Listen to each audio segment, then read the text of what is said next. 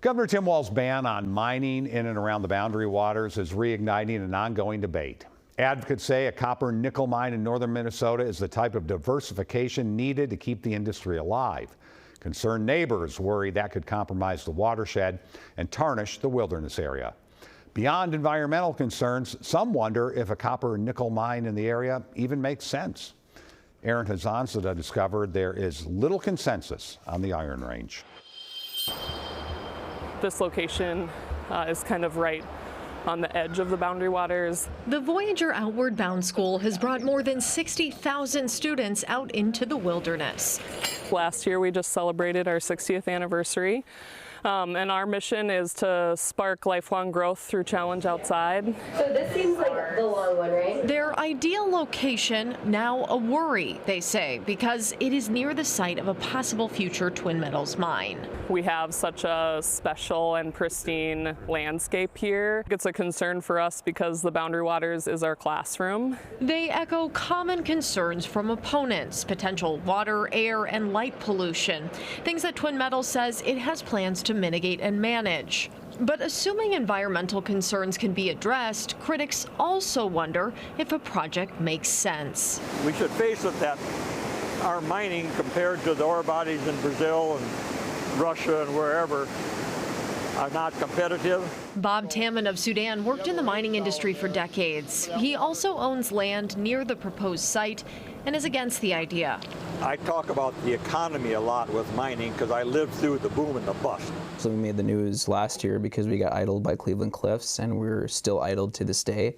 Al King supports the project. He's one of hundreds of miners on the Iron Range looking for work after a drop in demand closed his taconite mine last year. Because it can be cheaper to import steel and make it instead of buying it from internal sources. It was terrible, and it still is. The economic viability question is a big deal. Julie Klinger is an associate professor at the University of Wisconsin, specializing in critical minerals and rare earth elements. Let's say right now, is it viable? At a competitive rate, no.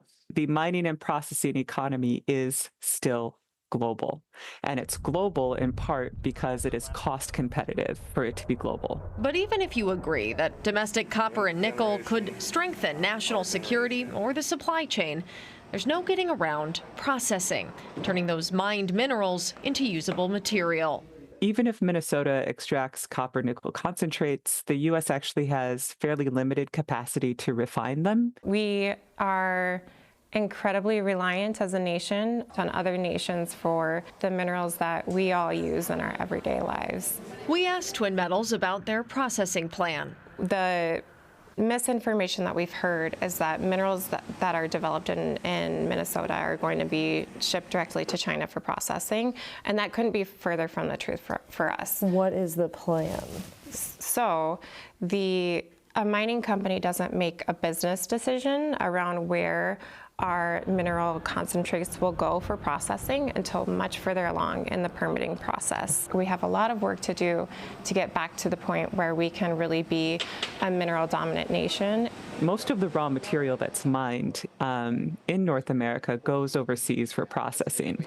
China is a really big part of that picture. And so the supply security argument really only holds if new mining operations are paired with parallel investment in domestic midstream infrastructure. And so it could be a situation where the priority is not the most competitive cost, but a more secure domestic supply chain. Precisely. And with great demand for things like electronics, renewable energy, and defense, things like copper and nickel ultimately need to come from somewhere. Klinger is actively studying what we already have available above ground and here at home. We likely could meet several years of demand for copper and nickel by accessing above-ground sources as an alternative to digging new holes in the ground. Most people concerned with supply chain security aren't even bothering to do the math, so we don't have a complete picture of the alternatives. All conversations happening as neighbors ponder the possibility of a mine here. What does that mean for people who are experiencing this place?